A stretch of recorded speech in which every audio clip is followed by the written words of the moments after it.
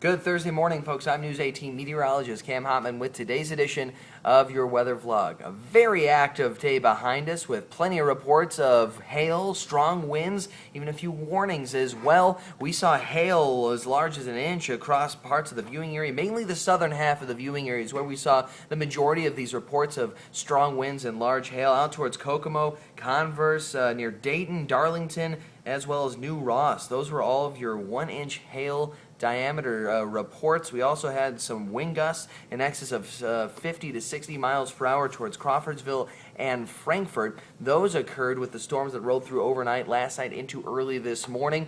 And we also had some tornado warnings as well issued for the viewing area, mainly for Montgomery, Tippecanoe, Clinton, Carroll, as well as Howard counties. That began just around 1:15 and lasted through about 2:15 earlier this morning. So we had plenty of activity going on now. No real reports of damage. We did have one report of trees down in southeastern Clinton County. Other than that, though, no reports of any damage or wind damage.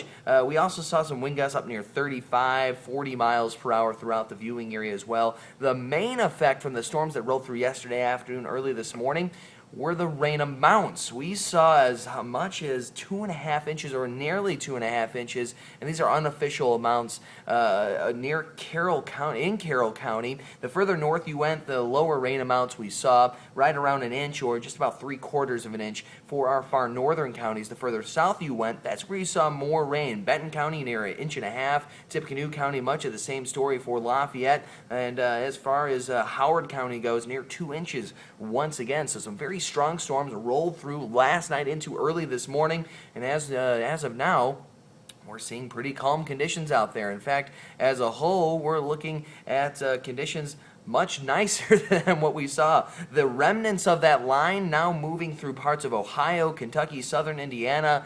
We're just dealing with some scattered and isolated rain showers, maybe a thunderstorm throughout the remainder of the afternoon with this cold front finally moving east of us. We actually have a low pressure system, or at least a weak low, sitting over the viewing area right now. We're getting pretty variable wind directions. Winds are from the south at 1 second, the next second they're from the north. So winds are relatively calm. They're not gusting very high. We could be seeing winds later this afternoon right around 15 miles per hour at times. That'll be your wind gust. Now, what's going to be happening over the next 24 hours, since we've talked about in Substeth the last 24 hours? Well, today what we're looking at, more of the scattered rain. This cold front still has yet to push to our east and really get through the entire viewing area. So winds will begin to shift once that pushes through the viewing area. Winds will shift to the north indefinitely, and that's going to help cool things off. High temperatures today, right around the mid to low 60s across the viewing area. We're already approaching that as of 10 a.m.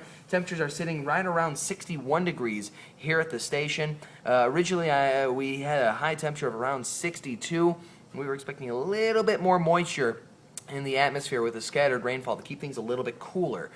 So we're going to up that a couple degrees, likely to about 64, 65 degrees later this afternoon. Now, as we get into the overnight hours, that's when things begin to change. We're going to see all this precipitation finally move off during the evening. Overnight hours beyond our dinner time hour, that's when things will begin to dry up. Cloudy conditions are expected throughout the majority of the night. We could clear up at times, but as we get into tomorrow morning, more clouds will filter right in. Low pressure system is actually going to move off across the Great Lakes overnight tonight into tomorrow morning. That's going to force more moisture into the region, creating that cloud cover for tomorrow. Temperatures tomorrow morning are expected to dip as low as 37 degrees.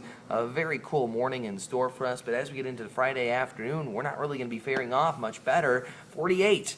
Your high temperature for Friday with mostly cloudy skies. Now, there is good news in the forecast as well. Temperatures will be warming back up into the 50s for Saturday.